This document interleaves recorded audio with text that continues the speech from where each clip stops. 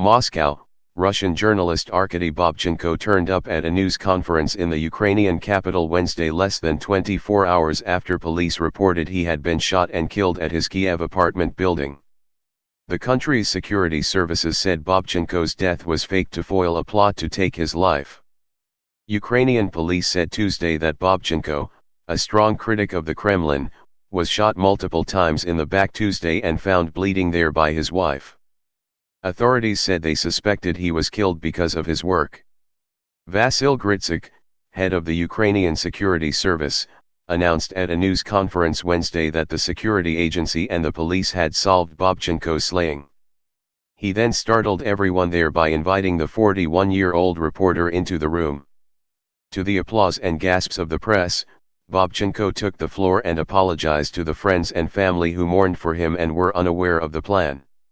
"I'm still alive," he said.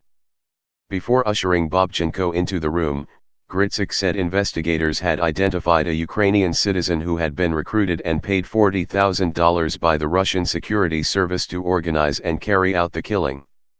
The unidentified Ukrainian man in turn hired an acquaintance who had fought in the separatist war in eastern Ukraine as the gunman.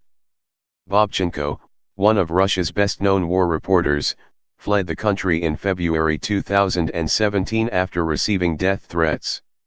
He spoke and wrote about leaving the country because of the threats against him and his family. He said his home address was published online and the threats he received were made by phone, email, and social media. Ilya Ponomarev, a former Russian lawmaker who also moved to Ukraine, said Wednesday that Babchenko continued being threatened after he settled last fall in Kyiv, where he worked as a host for the Crimean Tatar TV station. Babchenko did not take the intimidation too seriously, according to Ponomarev. Moscow's annexation of Crimea and support for separatist insurgents in eastern Ukraine were topics on which the journalist was scathingly critical of the Kremlin.